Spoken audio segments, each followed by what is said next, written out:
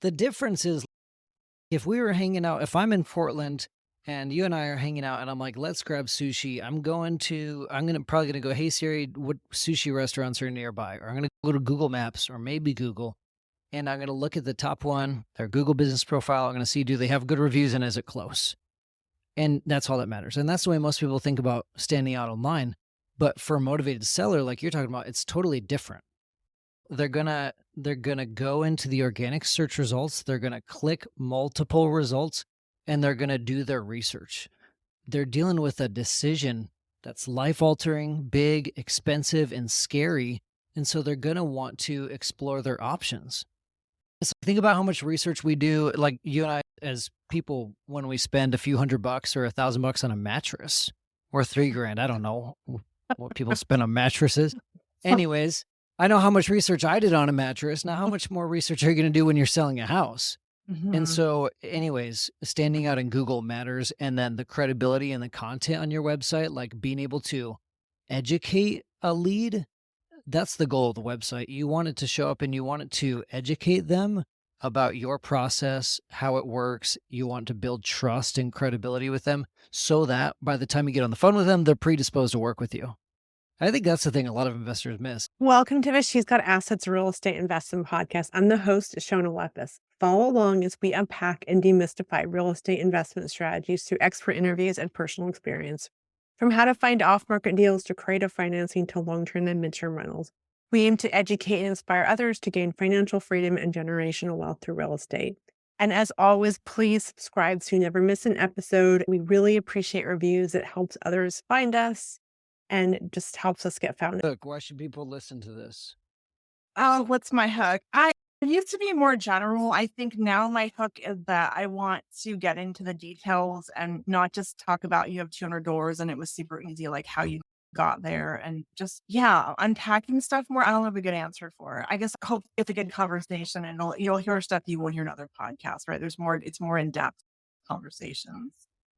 If I were you, let me ask, do you record after you're done recording the podcast? Do you ever do like an intro bumper of like, hey, I just had this conversation with Brady and we talked about XYZ? Do you ever do that? I should. I'm too lazy, but I know I should. It's okay. It's not lazy. You don't have to. I don't do those. I did a little bit of it back in the day, but the inverse of that is you say, hey, I've got Brady here. He's good at content marketing, loves generating leads for investors. And so we're going to talk about lead gen and AI. Even something like that at the front end would like something for people to go, okay, Um, this is what I'm going to get. I love that because it gives you an immediate sense of what to expect, and then it's just the conversation is okay. Exactly. Yeah. That's a good way to put it. I haven't. I'm thinking hook in my head and thinking, oh, most people know what hook means, but that's more specific. An immediate sense of what to expect. Yeah. What are they Okay. going to? You just did your own intro, Brady, but Yeah. And this is the part of the conversation. so I have this welcome to the Assets podcast. I have Brady here from Carrot. He is a good friend and he is a content strategist. So we always nerd out when we talk to each other. It's like a really fun conversation. So Brady, we just unpack what we're going to talk about. But yeah, essentially we're going to talk about content and what Carrot does and why Carrot is an amazing tool. Just a little backstory. Like I've been a full-time investor for about 4 years. I did a course and it was all about door knocking and ringless voicemail and SMS messages and all of those things. My skin kind of crawled. I was like, tried to do it, just did not feel right in my head and my heart. And then some call like Carrot came up. I was like, what's that? And then I found it and I was like instantly, this is the tool I love. So we'll unpack it more. But I'm a huge fan of Carrot. I also just love I think the culture at Carrot is I don't know how that affects the software rating, but like everyone is so just nice and loves the product. And Trevor has just built an amazing culture. And to me, that's really important. And it's a brand I really believe in. So for what it's worth, but welcome, I Brady. That was appreciate that. Thanks, Shona. Thanks. I love hearing. I love hearing that. It's funny because I was just talking with someone last week who's been with us for years. Someone a friend of ours, and I was like, "What do you love about Carrot? Like, why do you still use Carrot? There's other options." And he's, "Man, just love the team, love the support, love the culture you guys have built." And I'm like, "It's such a weird thing." I was like, "Culture isn't really in the software. We're a software company, but I don't know. I'm really honored that people still want to work with us just for being good people." yeah, but it kind of has part. And get help. And if the carrot cams, like that's where you see the culture. And just, I don't know, it just engenders a lot of like trust and yeah. But you're right, it doesn't really software. Yeah. But we Um, do go to the software part too, but I just like when I was thinking about what to ask you, I'm like the culture, and it's just very intentional. And I think there's a real mission behind it. And that really stands out in the support and the way you guys are always. On that note, like if someone has not heard of Carrot, like what's the nutshell? Why is it amazing? Like I yeah, my 20-second elevator pitch for Carrot is we just make it really easy to get a website up as a real estate investor, real estate agent, or even if you're in home services. Make it fast and easy to get a website up that's going to perform. And we give you the tools to succeed and the help and support, the training to succeed. Now, where most people go wrong is they'll throw up like a basic website, a Wix website, or a Squarespace website, or they'll pay a few grand to a developer and that website doesn't perform. By perform, I mean it doesn't always convert visitors into leads. Maybe it's slow, clunky, and it's not optimized to capture leads predictably. And or it's not easy to get it to rank in search results so you can get inbound leads. We make both of those things a heck of a lot easier. Instead of just saying, okay, here's a page to exist online. Like it actually has to work for you. So that's what we do. think that's a really good point. Like back in the day, I used to be a web developer. I used to hand code stuff. I Like way forgot back. that. Yeah. Yeah. I'm like the OG, right? I even worked at an ISP back in the day. Oh man, yeah. But I've built websites too. I built a few. I used to build them on Wix, but when Wix was new, and then I've done a couple custom WordPress, and it sucks. There's a lot of steps. There's a and lot let of me steps. tell you, when WordPress came out, it was like amazing, but I blew up a few WordPress sites by pressing the wrong button.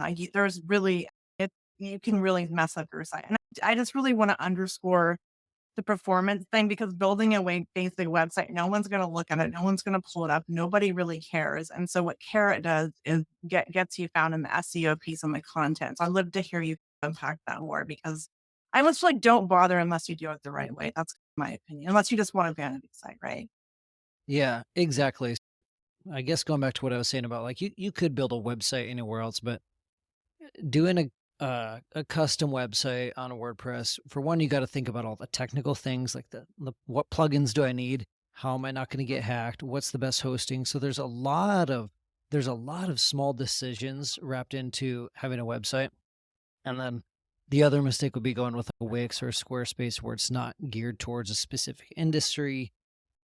It's not optimized to rank for SEO. So anyways, there's a lot of switching costs and decisions involved with like, how the heck am I even going to get the website up? But anyways, sorry, I'm going down a rabbit hole. What was your original question? Just why care? And but to your point, Yeah. like very overwhelming, and those plugins expire. You can get hacked. Like it is not something, and you don't. Oh And yeah. switching your hosting and all that stuff is just not easy. So just Yeah. So fair that's where I warning. was going. Yeah. So you have the tech side of things and you have the content side of things. So we've solved for both of those. So basically, when you launch a Carrot website, because you're a Carrot member, you can get the website up and running in a few minutes. Like you can have the website live with all of the different pages, like your home page, your About Me page, how it works, or services. All these pages are already created and populated with the words and images on them. Now, we still recommend, like, hey, if you want this to really convert, you need to go in there, put a picture of yourself, put your logo, put your company name, personalize the text a little bit, add some reviews to it, like especially reviews. That's critical. We can get into credibility if you want, but make it your own. But the point is, all of those pages are already created. So a lot of the strategy is already done for you. Whereas if you're building that website somewhere else, you're going to have to think, what am I even going to put on this page? We've all done that where it's, okay, I'm in Wix or whatever. I'm in a website builder. What the heck am I going to type? And you don't just want some AI generated generic fluffy thing. Like it needs to be geared towards the type of lead you're going after. And so the magic of Carrot is you come in, you say, okay, I want a website designed to attract motivated seller leads. Here's the motivated seller lead template. And then here's the design I want to pick. And then boom, all those pages are launched. So we've taken care of the tech part as far as like plugins, hosting. You don't have to worry about that. You don't have to make decisions there. You're never going to have to worry about your Carrot site getting hacked. It just doesn't happen. That's something if you're on WordPress, it's almost more of a it's almost more of a when, not if you're in charge of Mhm. your own website. But anyways, we take care of the tech part of it, and then we make the content a lot easier. So the first part of the content is like having those pages created on your website. And then we also have tools to make it really easy to launch pages for specific locations you want to generate leads from, like auto location pages. And then we have blog posts written by real teams of human writers for certain topics in real estate and things like that. We have an AI rewrite tool in the software to make rewriting faster than going to ChatGPT. But anyways, whole bunch of content tools to make it easy. We're just trying to take all the time suck and decision fatigue out of standing out online, basically. And I think for someone that maybe doesn't understand this, like when we say motivated sellers, there's lots of ways to get them, right? There's the traditional pulling the list or door knocking. There's the distress burger of like all the things, right? But with Carrot, what happens when somebody types into Google, I want to sell my house fast? Guess what? You're going to pop up, and that's an inbound lead. It's not outbound where you're harassing people to sell their homes that may or may not want to sell, no matter what they look like on paper. And that's amazing. There's such Yeah. a difference. The difference is if we were hanging out, if I'm in Portland and you and I are hanging out and I'm like, let's grab sushi, probably gonna go, hey Siri, what sushi restaurants are nearby? Or I'm gonna go to Google Maps or maybe Google, and I'm gonna look at the top one, their Google business profile. I'm gonna see, do they have good reviews and is it close? And that's all that matters. And that's the way most people think about standing out online. But for a motivated seller, like you're talking about, it's totally different. They're gonna go into the organic search results, they're gonna click multiple results, and they're gonna do their research. They're dealing with a decision that's life altering, big, expensive, and scary. And so they're gonna want to explore their options. So think about how much research we do, like you and I as people, when we spend a few $100 or $1,000 on a mattress or 3 grand. I don't know what people spend on mattresses. Anyways, I know how much research I did on a mattress. Now, how much more research are you going to do when you're selling a house? And Mhm. so, anyways, standing out in Google matters. And then the credibility and the content on your website, like being able to educate a lead, that's the goal of the website. You want it to show up and you want it to educate them about your process, how it works. You want to build trust and credibility with them so that by the time you get on the phone with them, they're predisposed to work with you. I think that's the thing a lot of investors miss. Hey there, savvy investor. Quick question. Are you ready to jump into midterm rentals but not sure where to start? I've got you covered. And She's Got Assets. We help real estate investors set up and fully book their first midterm rental with quality guests so you can double or even triple your cash flow. And here's the kicker. We dive deep into marketing strategies, including how to tap into the lucrative niche of getting insurance leads for displaced families as our long-term stays that can really boost your bottom line without all the hassle and regulations of short-term rentals. Sound interesting? Head over to she'sgotassets.com/MTR and get all the details. And if you're new to real estate investing, we've got something just for you. Check out our REI Playbook course where we teach you how to snag your first investment property by finding off-market deals without cold calling or door knocking.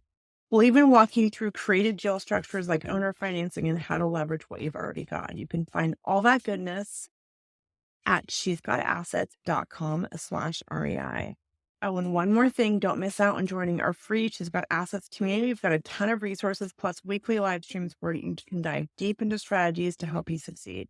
You don't want to miss it. Trust me. Hop into the community at she'sgotassets.com/network and let's get you crushing those real estate goals. All right, back to the show. It's fun. I can get leads anywhere. Like I could just get leads. And some investors can. Like if you just want to hammer the phone all day and work cold to maybe warm leads, cool. But I'd rather have motivated leads that already trust me, saw my reviews and my videos on my website, and just want to work with me.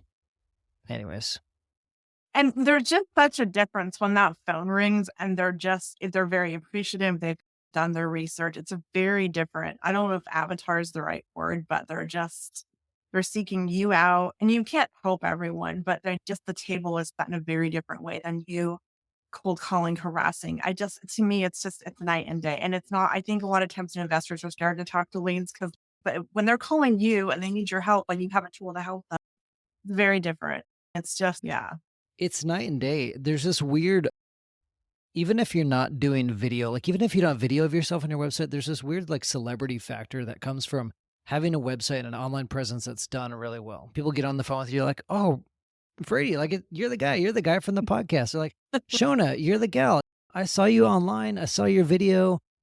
I saw your reviews. You're the person. Wow, I actually get to talk with you. How cool is that? There's just so much credibility that comes with standing out online. It's crazy.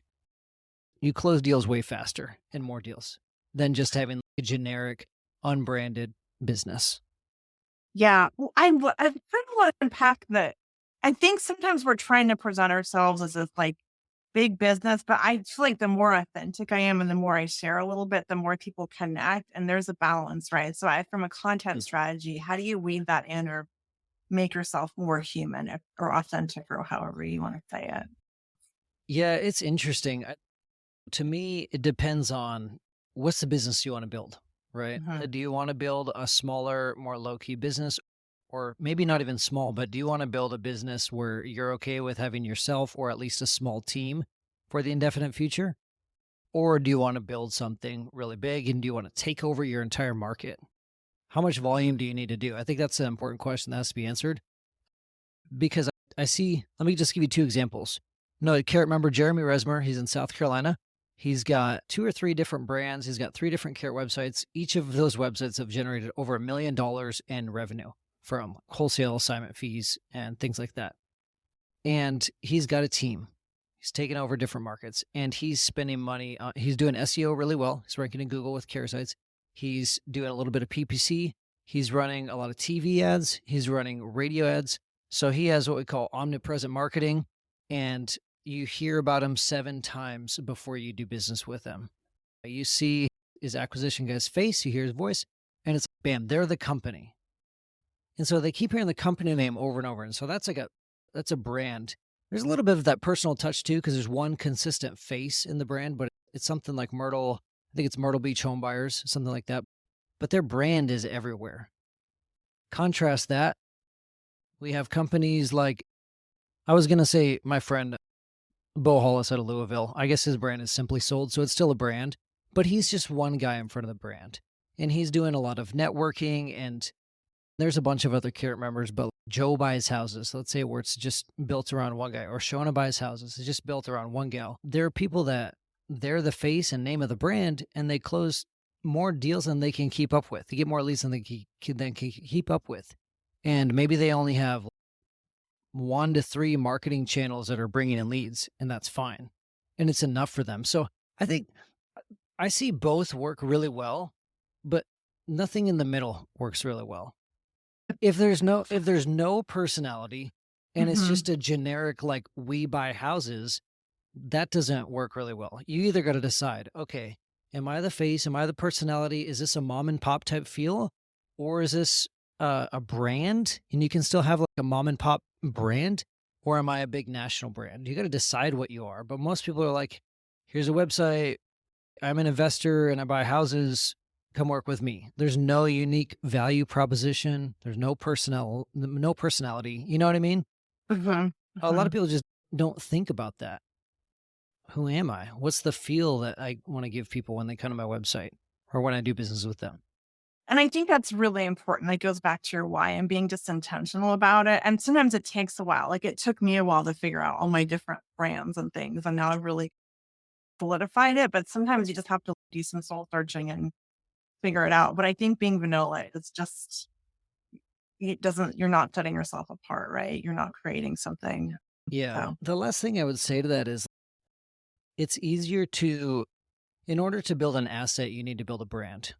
It's if you're in this to exit or you're in this to pass it off to a team, it's going to be very difficult if it's tied to, if there's not a brand associated with it. mhm. So if I built Brady Buys Houses and it's all built off Brady Winder, it's going to be a little difficult after, it's going to be a little bit more difficult versus Oregon home buyers, just for example. That's a good point. No, in our previous life, we had an agency and we actually sold the asset. It Hmm. was the asset was, I mean, that was not our intention. It was not like we had this great exit strategy, but we Yeah. sold it. And it was because we had a good client base and we built this. Basically, it was the website that got the leads. That's what they wanted. And that thing is, I go look at it. It's full up there. So it is an asset. That's a really good point. I think people don't, it's not just a tool, it's part of your business asset. That's very true. Yeah. Yeah, there's real brand equity with having a established business that's around and the website that goes with it. There's real equity there.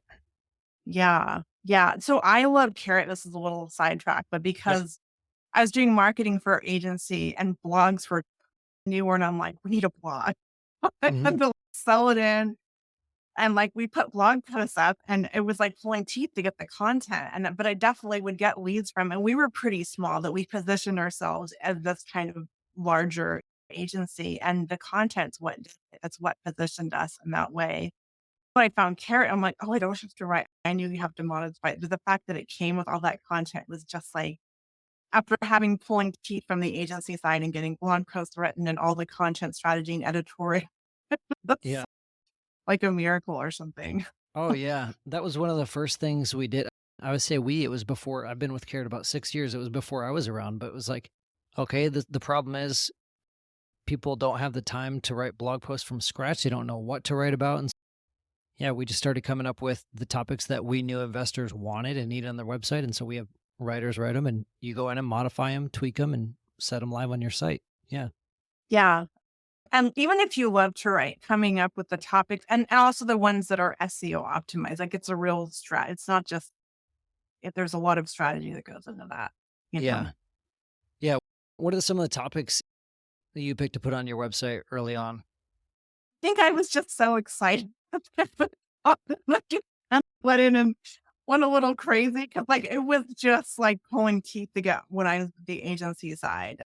Yeah. So I just, yeah, but it was motivated sellers. Just basically for anyone listening, it's whatever someone's typing into Google, we want to be answering those questions, right? That's the idea with content is that we are a resource and then Google sees you as a resource. So it serves up your content, right? In a nutshell. Yeah. Should I work with an investor or an agent? Trevor and I did a podcast last week. Trevor's our CEO for those listening. We were doing a podcast talking about like different blog post topics, like real weird niche ones that people are showing up in Google for. And one of them was around like, how much will an investor pay for my house? That's something we found people are typing into Google that not a lot of people are answering. Right. And so there's lots of weird little ones like that. Another one we found was, can I sell a house? Can I sell a house while my spouse is in prison? Can I sell a house with termite damage? Can I sell a meth house? There's so many different things people are going to Google and typing in every day. And these are like the lower volume, really specific niche ones. There's volume for those, and people are closing deals from those. It's crazy. And those aren't even the popular terms. But it's easier to rank for a more niche kind of topic versus Absolutely. something that's just really popular. So how would one go about, now we're on the content, we'll go Yeah. about doing that research? I know there's a lot of ways, but Yeah. The simplest, easy, free way is to you just go to Google and type in, just put yourself in the mind of your prospect and think, what would they be searching? What are their problems? How do they talk about it? And if you've talked with sellers, then you know some of these things. So you go to Google, type in how to sell my house fast, or how to sell a fire damaged house, how to sell a house. Can I sell a house during divorce? What are the problems? What are the life problems that they have that are causing them to go to Google and search? Scroll down to the bottom of the results and look at the people also ask section. It's going to have 5 to 10 or whatever of different terms or keywords that people type into Google, and start looking at the content that's ranking. Start looking at the websites that are showing up for those questions and just seeing, what are they doing? Like, how helpful is this content? And can I do just a little bit better than they are? Can I create content on this? Am I an expert in this? And so that's what I would do, is look at the problems people are typing into Google and look at what you're an expert in, what you can actually speak to, and just create content on that. We have a guy, I just talked with him on our podcast last week, Brad Woodall. He's known as the probate guy in his area. He's in Georgia, and he's just creating videos consistently on, can I sell a house in probate?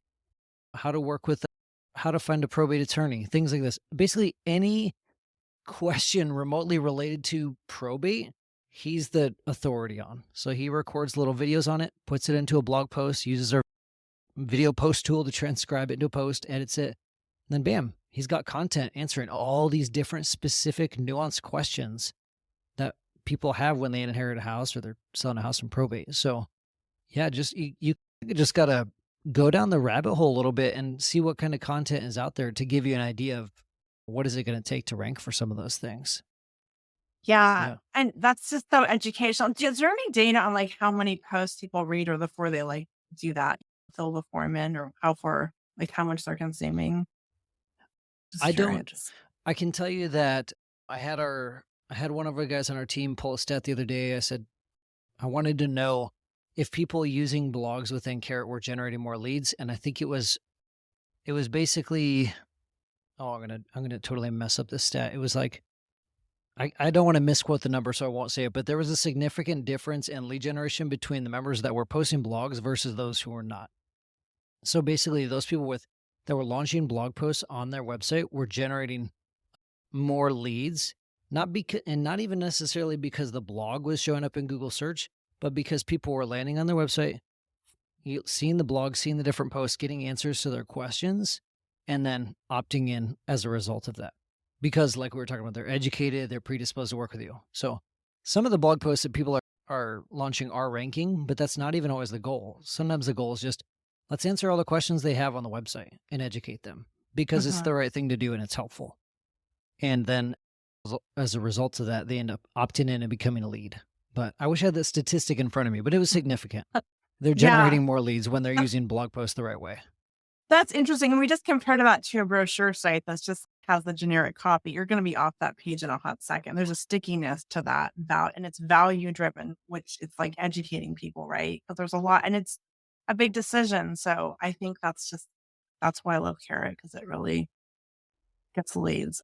Just Yeah. for case studies, like I've gotten my best flips off of there. I've gotten owner carry deals, hired landlords, and I've gone to the meetings and it's just been very, I don't want to say smooth or not. It's just, it's a conversation. I'm there to help. And it's much different than me just like door knocking and harassing people. The experience of making a house call from a Carrot lead versus other ways. If anyone hasn't experienced an inbound lead, it's magic. Yeah, it's crazy. We ran a survey a while back. We're actually due to run it again, but we ran a survey to over, I think it was like 120 some of our members. And we asked them, like, what's your deal profit on Carrot leads versus non-Carrot leads? And so Carrot lead meaning they pass through the website at some point. So it could even be a direct mail lead that opted into the website, whatever. But it wasn't like a RVM or a cold call lead. We said, what's your profitability and what's your deal flow like on Carrot leads versus non? And what we found over those 100 some members was that there was they were 7 times more likely to close into a deal, or they were turning into deals at a 7 times higher rate than the non-Carrot leads. Because a lot of that is when you're talking about leads with SEO, you don't need a really high volume. If you're closing 1 in 10, 1 in 12, or 15 leads to a deal, that's enough. Imagine even just a couple deals a year. That'll pay for your website for eons. A couple deals a year. But we have a lot of members consistently closing between 8 to 15 leads, 8 to 15 leads to a deal. It's crazy. Even Keith, you mentioned him earlier. I just talked to him last week. He's about 1 in 15 for inbound leads versus a lot of other people with like cold call leads. You're maybe 50 leads? Depends. But so anyways, we found that they're turning into deals at a much higher rate. And then we found that they were about 2.5 times more profit per deal on average. It was almost an extra 14 grand per deal just because it's such a much more motivated lead and they're ready to go. You didn't step into their world. They stepped into yours because it was an inbound lead in most cases. So that's some of the data to really back up. Yeah, these are motivated leads. And they're motivated, but they're motivated to reach out and get help. They're not, I think sometimes we look on paper and see these distress lists and they look like they're motivated, but we don't really know if they are. And they're being harassed by so many different people. And it's just the other thing I want to underscore that you made me think of is like, when you think about cold calling, even if you have a VA, there's no return. There's no return and then get a lead. But if you're putting out content, that's evergreen. That's going to be valuable indefinitely. And that's the other thing I love about the strategy is the Oh return yeah. on your time. We had a guy in our Facebook group. Every week I go into our Facebook group and I'm like, hey, who's got wins? Who's closing deals? I'm sure you probably do something similar. A guy came in and said, yeah, I just closed a deal last week. It was from a blog post I wrote a few years ago. It never really ranked, but people read it, but it never really ranks. So I hadn't really gotten a lot of leads from it. And Google did an update, and for some reason, Google saw it as more valuable. It came up in the rankings, and he said, I closed a deal from it, or I got a lead from it. Followed up a few weeks later. It was last week he closed a deal and netted him like 49 grand off a blog post he wrote years ago on how to sell a hoarder house. So I can't remember the city, the market that he's in, but it was how to sell a hoarder house in Roseburg, Oregon, whatever. And he ranks for that, got the lead, closed the deal, made 50 grand. It's crazy. Would you think that maybe with like an hour or two, what's your hourly rate on that? Oh, Think yeah. about, Yeah, exactly. It's wild. The ROI on that, thousands of a percent. but you think Yeah. about like pulling lists and sending out junky postcards, and they just go into, I get those calls. I do direct mail, but it's more like letter driven. And it's just, all that stuff just goes into the trash. There's no residual value. There's no, like, we're planting this seed with it. And that's just, I just think it just makes so much more sense. And it's just, yeah, because when you stop the other kind of marketing, then your marketing stops, right? Yeah. To be honest, I've been working at Carrot for 6 years, and getting someone to understand that, hey, you need a website up online to be credible, to close more deals. That's not that hard of a sell. For most people, that makes sense. But I understand that content creation and SEO, like in order to do the work to get inbound leads, like we make it a lot easier, but there's still work there. Honestly, it's that whole saying of, what is it? I'm going to botch it, but like we overestimate what we can do in a week or a month, and we underestimate what we can do in a year. That's content creation. And I think a lot of times, myself included, sometimes like we just don't have the patience or the discipline to say, nope, I'm going to do work today that's not going to pay off today. That delayed gratification. It's, we already know it works. We see people doing this all the time. Your competitors are getting the leads and generating the leads. Are you going to put in the work to do it, even if it doesn't mean I'm going to close a deal today? And that's the appeal of a cold calling. It's like, okay, I'm going to land one. I'm going to do the slots, and one of them is going to say yes. And I'm just going to grind until someone finally says yes after I've bugged 1,000 people. But you can lock up deals that way. I get it.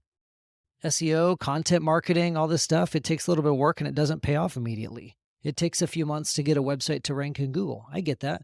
But it's just a matter of like, how bad do you want it? Is it worth it to you? Are you in this for the long run? I just thought of being like, I'm big on buy and hold investing, right? Which is also a very long tail strategy. It's not, you do a flip and you get this big pile of cash, but it doesn't keep paying you. So it's the same thing. It's like investing. And I think everyone that's made it is generally a long-term investor, and it's a long-term strategy. So you're investing in your marketing, which will pay dividends indefinitely. So Yeah, I am exactly. kinda- Houses are assets. Your website and your content, any content you put out there is an asset too. Yeah, it really is. And that's the good, it's hard though, because you don't like that immediate gratification of getting a lead but I think Yeah. also there's the leads are maybe, I don't know data, but maybe less likely to fall through, or you've built that rapport and it's going to maybe, it's just a more solid lead, I think, than a cold call lead or everyone else is going after the same type of lead. Yeah. Yeah. We found like in that survey that I was talking about, it was like a 7 times higher lead to deal ratio. The way less touch points. When I talked to Keith the other day, I was putting together a case study on like his results with Carrot. He's been with us for years, love him to death. And I was like, why stick around with Carrot? What was it like before Carrot, after Carrot? Before Carrot, before inbound leads, he was around 30 to 35 or more touch points to a deal, and 6 to 12 months or more for it to close. He said now he's about 15 touch points, or 15 leads to a deal and half as many touch points. And most of his deals are closed up, wrapped, done in under 90 days. So it's not only the leads to a deal, but like you're saying, a lot less touch points. They're just easier to work with. They move along faster. So it's just really interesting. To oversimplify, not all leads are created equal. Yeah. So true at 100%. Yeah. And there's just something about someone that knows you, that trusts you, and you've built that. There's still, you have to do the work, and they're not just magically going to convert, but there's just, and people will Google you. Like, and I think if you're not found, I've had people listen to my podcast, which I was a little like, oh, but Which version of me are they going to find? if you're doing direct mail, like they're going to go Google you. Like that's the world we live in. And if you don't look like you're a professional, or I just think it's really important. that. Yeah. I'm glad you mentioned that because we went deep down the rabbit hole. People are thinking, oh my gosh, there's so many things I could do online. They're probably already overwhelmed them. So I apologize. But like to keep it simple, the most important thing you got to rank for your name in your business name. If I'm Brady Buys Houses in Roseburg, Oregon, I sure as heck better be showing up in Google. My website better be number one when someone Googles Brady Buys Houses or Brady Buys Houses reviews, because that's exactly what people type in. Not theory. This is just what your sellers are doing. And if they're not finding you, they're likely finding. I talk with Carrot members where they're getting leads from other people's companies because their company is similarly named or sometimes the same name, maybe even a different state. And they're generating leads and closing deals from people that were trying to find the competition and they couldn't online. And that just blows my mind. That, yeah, do not let that happen. And from my understanding, yeah, just Google my business. Setting that up is one of the things you should do to just capture that. Yep. Capture Yeah. that. Yeah. Get the Google My Business. Make sure it's the same. Yeah. Make sure the name is consistent. So it's Brady Buys Houses on Google My Business. And then the website says Brady Buys Houses as well, not Brady Buys Houses LLC. Don't confuse Google. Make sure it's super consistent. But yeah, do the Google business profile and then do your website. And yeah. Okay. Yeah. I know we can nerd out on this stuff. So for anyone, I hope this isn't too much, but it's just when you get that lead, it all be worth it. I love that you're a content strategist. There's a lot of tools that have come along like AI and ChatGPT that are like really magical, but there's do's and don'ts. So I love some kind of advice on that because it's just amazing. But Yeah. So here's my take on AI for content creation. I think the biggest mistake people make is they set too high of expectations for ChatGPT and for content creation AI tools. And they go in and they say, write me a blog post on X or write me a social media post on XYZ. And most people do that and it sounds generic. It looks generic. It's filled with emojis, everything's supercharged, turbocharge your results with X. Like bone stock ChatGPT has a certain sound and feel that any human can detect, at least right now, the time. Mhm. And we all see it. We're just like, oh my gosh. And people are already sick of AI generated content. So you don't want to do that. And if you're doing that, I'm sorry to call you out, but stop using AI just like bare minimum and put a little bit more effort into it. The thing people need to understand with AI and with prompting is the more context you give it, the better. So instead of saying, hey, write me a blog post on how to sell a house during probate, you could say, my company is Brady Buys Houses. My ideal audience or my ideal avatar is a motivated house seller with these problems, and they're probably looking for XYZ. Write me a blog post on how to sell a house during probate that mentions blah, blah, blah, and give it as much context as possible. Maybe give it your website, give it context for who you are, what you're trying to accomplish, and what the output is. And say, okay, the goal of this blog post is to educate them about how to sell a house during probate and make it clear that I'm the solution for them. So it's just, that can sound like a lot, but it's basically as if you're talking to a person you've never met.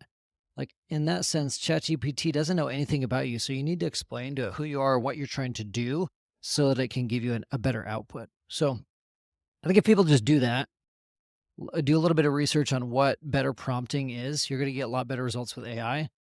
That being said, AI for content creation specifically. So Google has come outright and said that they don't care as much if you use AI to create content, like to create blog posts. And now there's AI tools for videos. And Google actually just came out with one. They can make podcasts out of your written content, which is crazy.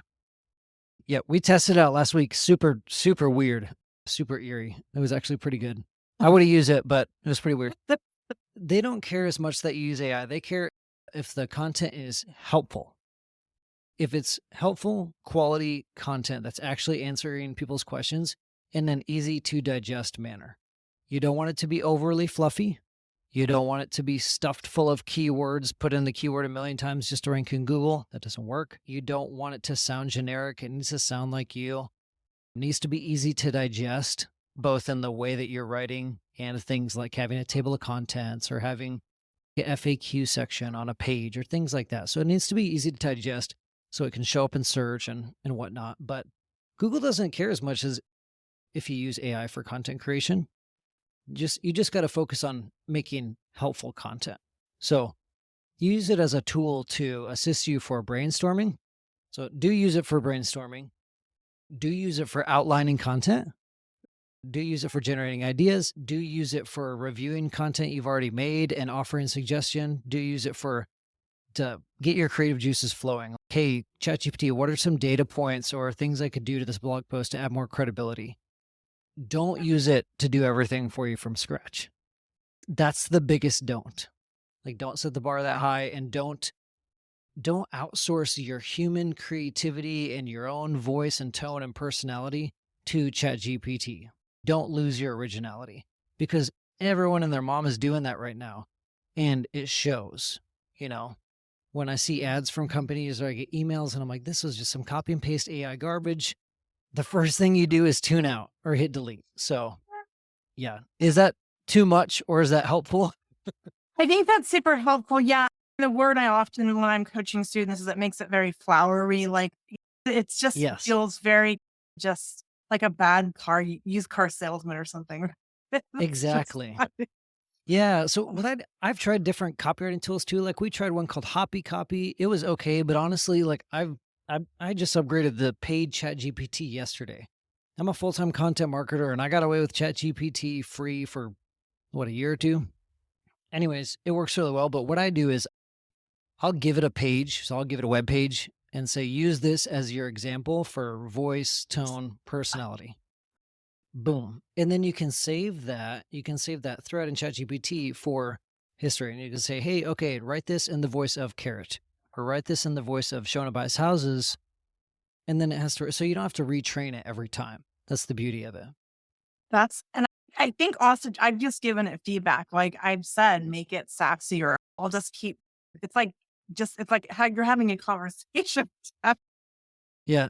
Me and Braden in our office, we give each other a hard time because I tell him he's way too nice to his Chat GPT. And I'm like, there's no person or thing behind it. This is just code. I'm like, I'm terribly rude. And it's not even rude because it's not a person. So I'm like, why do you tell your Chat GPT, please? You're wasting energy. Please give me this. I even told it, like, it started getting like nice with me. It's, oh, here's my opinion. I'm like, I don't want you to be nice to me. You're not a human. Don't pretend to be a human. Right. Anyways, weird AI rabbit holes. But I think that's the thing. It's definitely, it will take feedback really well. Or if sometimes I'm like trying to find something, give me 10 versions of this and it will do that for you. And then you can figure it out. Or even like naming something, like it's a really good tool. But to your point, like it needs the human aspect because you can tell. So yeah. Yeah. I'm also using it. So I don't use it a ton myself for content creation just because I'm a content marketer. And so these things are easier for me because I've done them for years. Maybe for other people, that's where they use it more. I'm using ChatGPT more for, like we were talking about before I hit record, to interpret data, taking surveys or lists of emails, phone numbers, information, and answers, and just saying, hey, interpret this data for me. Can you summarize the results of the survey or summarize this leads list? So cleaning lists, filtering data, things like that. And I'm just scratching the surface compared to probably how some other people are using ChatGPT.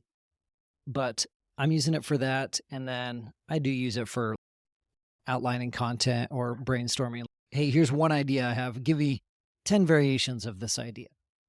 I'll also use it for competitor research, or I'll plug in a web page and say, hey, summarize this page for me. What are some of the main points on this page? Things like that. You could even use it for SEO. Say, hey, look at this page and say, what are the things they're doing right for SEO on this website or on this page? Spy on the competition. Right. Are you telling it like a hat to where like you are an SEO expert, or is that valuable, or is that just implied when you do a prompt like that? Like it is valuable. I think maybe 6 months or a couple of years from now, it might not be as valuable, but it is. Who I follow for AI advice is a guy named Brent Moreno. He was I think he still is a CARE member. He was a CARE member for a long time. He was an active investor, but he's since ventured into AI. He has a newsletter called AI Ideations. I think it's aideations.com or .ai. But anyways, just look up AI Ideations newsletter. he puts out a daily newsletter with like awesome stuff. And he helped us come up with a prompt deck, an AI prompting deck. And that was one of the first things he mentioned was like, you have to give it the role. So give it the role, give it the context, give it these other things. And for me, that has helped a lot. Think like a real estate investor, or think like an expert copywriter. Think like a used car salesman. You wouldn't use that prompt, but you could if you wanted to. Okay, that's making me think. I mean, you could, if you're in marketing, we have like avatars, and could you put it and say, hey, build me an avatar for a distressed, motivated seller. What are their pain points? What are they worried about? And then reverse engineer that into content. I don't know. I'm just kind of Oh yeah, thinking. absolutely. Yeah, I can't think of a specific example, but I've done things like that before. Okay, give me the ideal avatar for this business or this product. Yeah. Okay. Yeah. Yeah, absolutely. You're the content expert. I think content, I guess circling back big picture now, it's like Carrot helps you, but it's really important. Do you have any tips for someone that maybe just doesn't know what to talk about, doesn't like writing? I don't know. What are the most common things you hear, and what have you found like solutions to get over that? Or Yeah, maybe I'm a little bit of a pessimist, but I feel like at the end of the day, some people are going to do it and some people won't. Some people would just like the idea of it and they'll think, oh, that'd be really nice, but that's not for me, or I don't have the time, or I don't have the skill, whatever. And there's going to be some people that listen that hear, holy crap, there's a lot more value and there's a lot more money to be made if I'm willing to do content. And they're just going to put in the work and they're just going to do it. And so I would say just recognize that. But I think the biggest thing is don't aim for perfect and don't overcomplicate it at the start. That is one of the hardest things for me as a creative and as a content marketer. And like you've designed websites, like just being okay with something that's not perfect. It's very difficult for my personality, but it's a must. You got to be okay with creating a blog post and not having it be perfect, or having a video about yourself. Like video is the best example or the worst example, depending on how you look at it, of like the first few videos you shoot are going to be just awful in your own eyes, at least. They might be some of the best, most authentic and vulnerable ones, and they can still get you leads and help you do business. But in your eyes, you're gonna be like, oh my gosh, I sound weird. I look weird. The quality sucks. I'm rambling, all of these things. But you just have to be willing to grit through that little bit of a learning curve with video and content. And then it just gets easier. Like, but you and I, because you do content, and I know because I'm on this podcast, but it wasn't this easy for me a few years ago. It sucks. It sucks starting out. Nobody gets off scotch-free. Like starting out in content creation is just not easy. It's not natural because you're putting yourself out there. But that's just how it is. that is so true. I actually have a cheesy plaque. Progress, not perfection. Yes, absolutely. Just 1% better every day. We put together a guide. If anyone wants to learn about video specifically, we have a guide at carrot.com/video, and I actually put together 52 ideas. So basically one idea for every week of the year of like video topics to attract motivated seller leads as an agent or as an investor. And so we've got all the ideas and how to get started. It's a free guide, so y'all can feel free to check that out. But you can get the ideas from us, get them from Google, and then just don't overcomplicate it. Everybody's got a camera in their pocket now. iPhones can do the trick. But yeah, sorry, I'm going off on a video tangent, but really just you can't overcomplicate it. I know we have to wrap up, but I just was such a fun conversation. But we didn't really unpack credibility, and does video add more credibility? I'm just curious on your take. It seems like it would, because people are getting the big picture of you. But Oh yeah, absolutely. So I'm going to botch another stat because I don't have it right in front of me. I'll have to bring more data next time we talk. We found that I think it was over people who come to a website and watch the video at least 80% of the way through are much more likely to turn into a deal, or excuse me, to turn into a lead. And so again, I don't have the exact numbers, but basically people with websites who are using video on their website, they're generating more leads just across the board. And it's very significant because they watch the video, they feel like they know you, they like you, they trust you a little bit more. they're generating leads. We have over 5,000 Carrot members. And when we look across all the different websites, like the ones who are doing the best at lead gen have the highest conversion rates on the website, meaning they're converting the most website visitors into actual leads. A lot of them are doing a video. So, and when I say video, like for the most part, just testimonials. They're taking their cell phone to closing and they're saying, hey, Mr. and Mrs. Nesbitt, what was it like working with me? What were some of your hesitations? What did you think it was going to be like? And how were we able to help you? Would you mind just sharing with me what it was like selling your house? Just doing things like that. And then maybe doing videos on topics like how to sell a house in foreclosure or in probate or whatever, or an about me video that talks about who you are and what your company does, how it works, things like that. But at a minimum, just testimonials. Like those people are converting leads like crazy. And I think it's that timing because there's just that like happiness and capturing that on video because I've had to get a written testimonial once the transaction is done, not that sense of I've sent mail back for weeks and was like, hey, when you have a chance, like,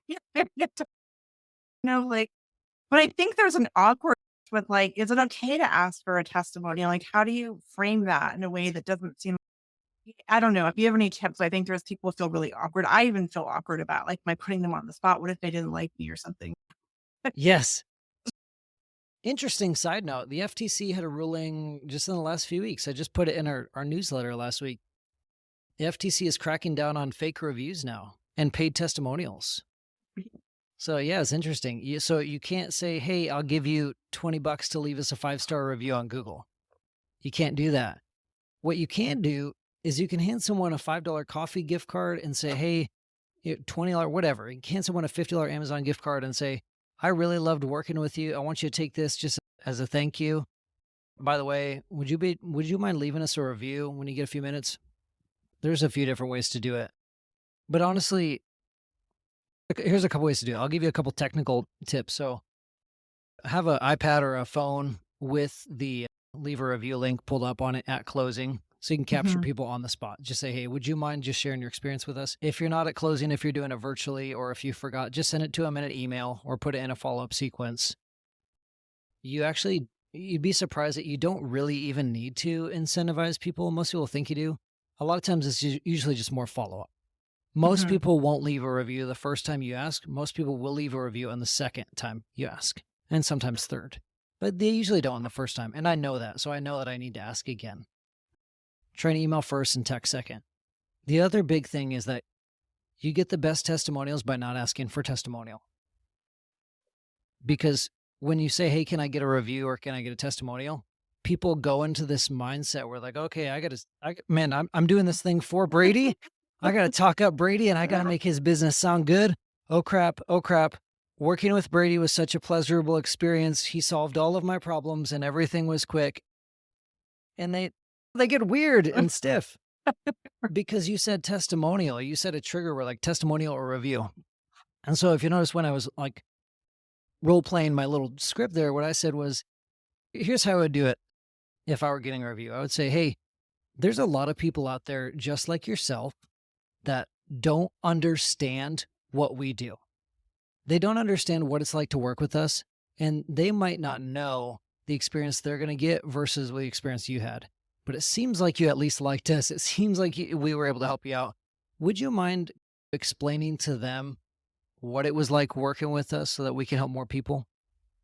This is not for me. They're not doing a testimonial. They're not doing a review. It's not for my business. They're motivated to just say something straight from the heart to help other people like them. Because people are motivated by helping other people. And that is how you get gold testimonials. That right. This mic drop. I don't have anything better, Shona.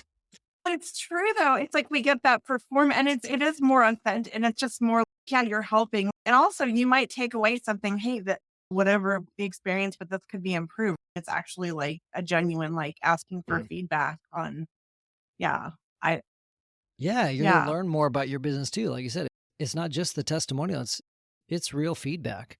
But like, to me, the testimonials are the lifeblood of your business. Like the things they say after you set up the question, like That's the stuff that needs to go into your website and your follow-up campaigns, your direct mail postcards, because someone's going to say, we just worked with you because it was just easier. It was just easier than the other guys. Oh my gosh, click, ding. That's my marketing campaign. That's the headline of the website. Like, just easier than the other guys. And then there's a picture or a video right below that of Janice, who you helped out, and there's the testimonial. That's the stuff that sells. Yeah. It's social proof, right? And that as humans, I think we want to know that and I think there's just a lot of fear around like cash buyers, and because there's a real range and people do get ripped off or not. So not to point fingers, but I think there is a lot of maybe less different experiences. So I think Mhm. reassuring people that you are ethical and you do care about people. And ultimately, I think you're in this business for the right reason is about helping people. And that's what we do. These houses cannot be sold they're not retail.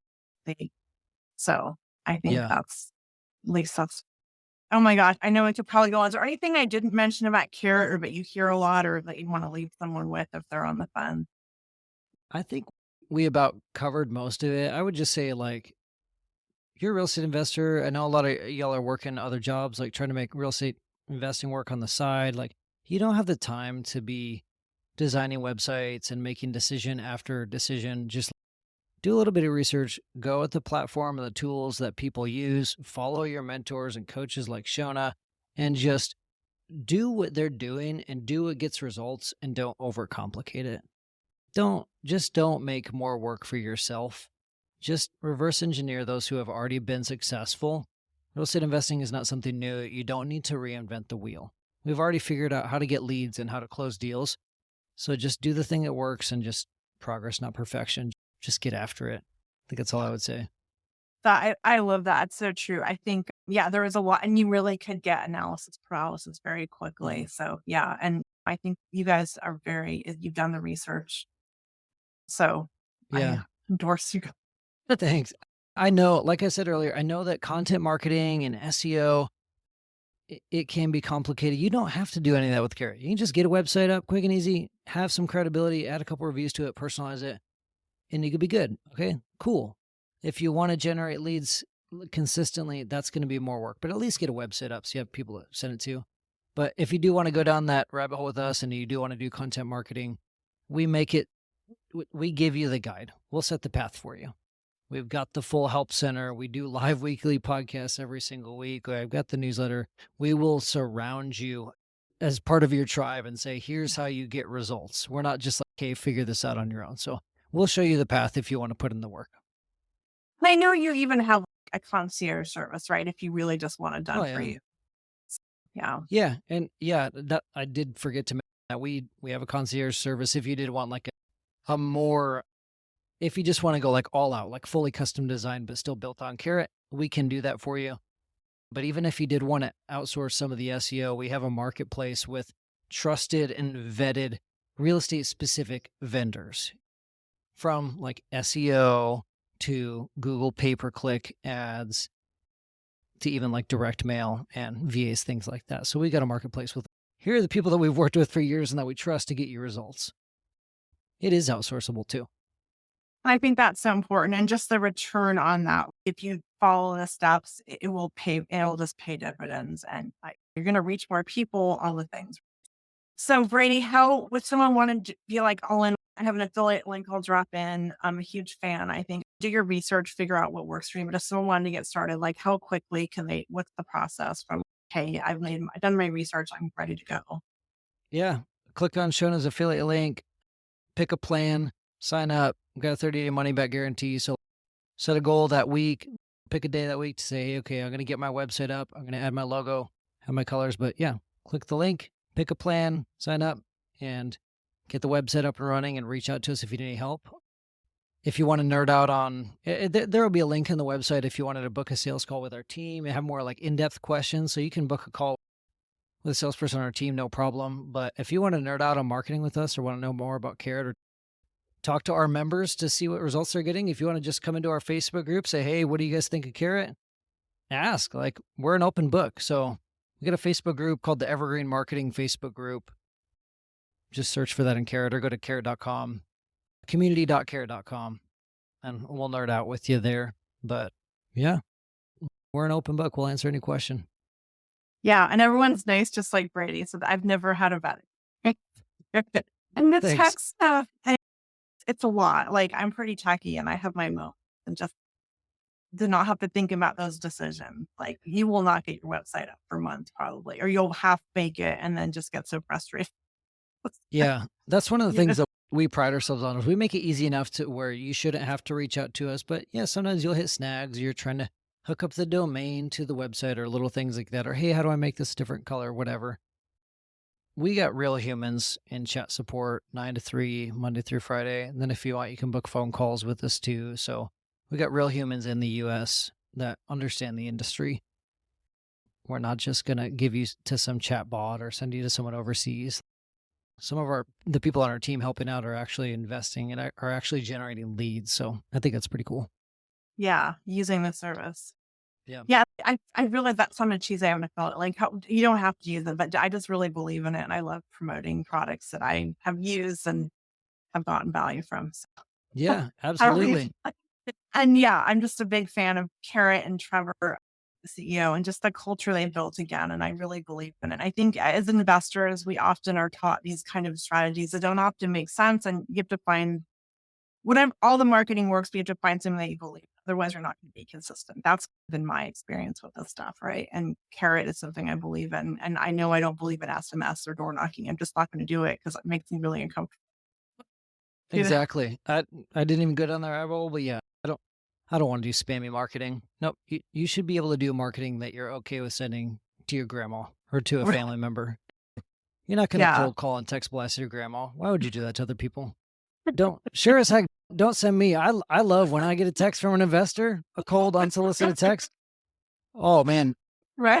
I'm going to toy with them. I'm going to waste as much time with as possible, and then I'm going to sell them on a Carrot website. Feel free to text me if you want to waste your Right. time. Oh, that's funny. Yeah, I get them a lot too. And I still keep my claws Yeah. annoyed, but Yeah. Brady, thank you so much for your time. Like, super appreciate it. It's always fun to talk to you. And everyone, check out Yeah. Carrot. And if there's questions, like, reach out. We're all easy to get a hold of. So Yeah. awesome. Thanks, Shona. Thanks Appreciate it. everybody for Thanks. hanging out with us. See ya. Yeah.